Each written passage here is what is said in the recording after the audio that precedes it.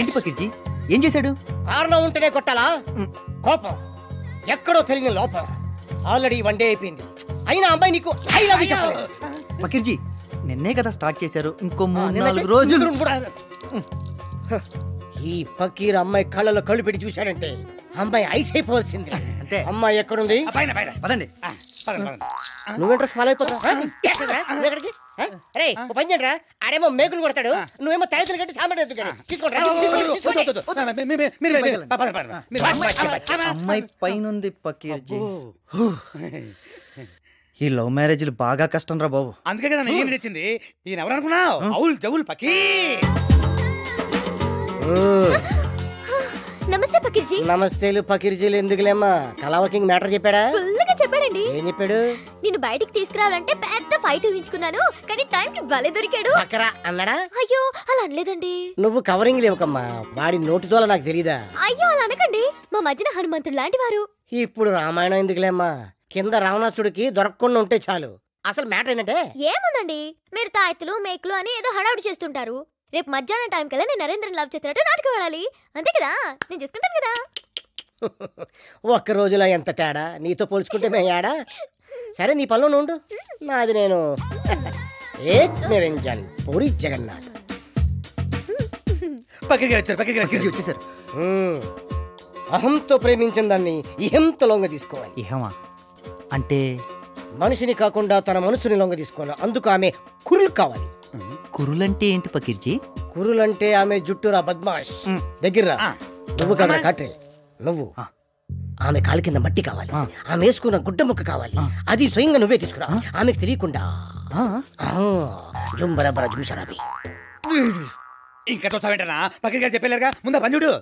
ఎల్లు, ఈడి పని అయిపోతుంది, నా పని కూడా అయిపోతుంది.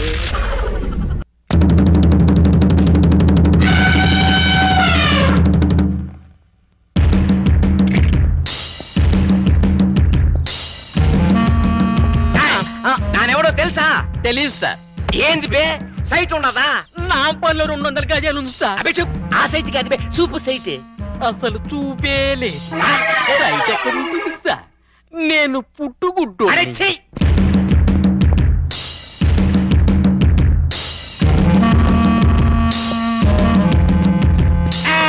ఎక్కడ వాళ్ళంతా అక్కడదా ఉండాలి, ఇల్లే చుట్టడమే.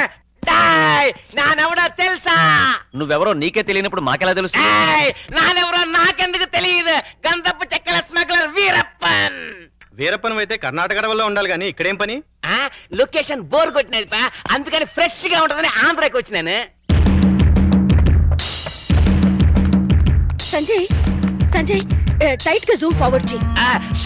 నువ్వు ఆహా టీవీ చూస్తువా, ఓహో టీవీ చూస్తువా? ఆహా టీవీ చూస్తాను. నా ముడియాదే, మీరంతా ఓహో టీవీదా చూడవాలా? ఏ అదేమన్నా నీ బామ్మర్దా? వీరప్పన్ తోటే కామెడీ చేస్తువా? ఓహో, వీరప్పన్ అంటే నువ్వేనా? ఆమాండా, ఏం నీకట్లా కనిపిస్తులేదా? కొట్టొచ్చినట్టు కనిపిస్తున్నావు. డియర్ ఫ్రెండ్స్, ఇతనే 100% ఏనుగు దంతాలు పీకే డెంటిస్ట్ వీరప్పన్. మొన్నే నేను నక్కిరణ్ గోపాల్ వెళ్ళి కలిసి వచ్చాం కాదు వీరప్పన్? ఇప్పుడే నీ గురించి అసెంబ్లీలో డిస్కషన్ వచ్చి. ఏమనిపా? ఎంపీ సీట్ ఇస్తుమనే? నిన్ను పట్టించినా కొట్టించినా చంపించినా 25 లక్షల బహుమానం ఇస్తామని గవర్నమెంట్ వారు ప్రకటించారు. బాగా వినండి, ఈ బాడీ చాలా వాల్యుబుల్ది. చేతికి 5 లక్షలు, కాలుకు 10 లక్షలు, తలకాయ అయితే 25 లక్షలు, టోటల్ బాడీ అయితే 40 లక్షలు ఇస్తామని ఆల్రెడీ కర్ణాటక, తమిళనాడు గవర్నమెంట్లు అనౌన్స్ చేశాయి. చూసుకోండి, అదృష్టాన్ని తేల్చుకోండి. ఎవరికి దొరికిన పార్ట్ వాళ్ళు పీక్కోండి, లక్షాధికారులు కండి.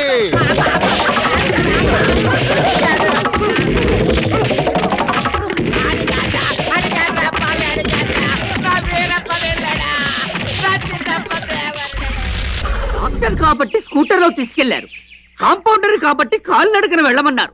చీచీ చీచీ, బ్యాడ్ విలేజ్. మధ్యలో ఈ దాహం ఒకటి. బిస్లరీ బాటిల్లో మాత్రం తాగకూడదు, ఏ చెంబులోనో బిందెలోనో తాగాలి. చెంబులు ఎక్కడ కనబడతాయబ్బా? అరే చెంబు కనబడింది, ఓ గాడ్, నువ్వెంత మంచివాడివి, నాకు చెంబులో నీళ్ళు ఇచ్చావా? Thank you very much.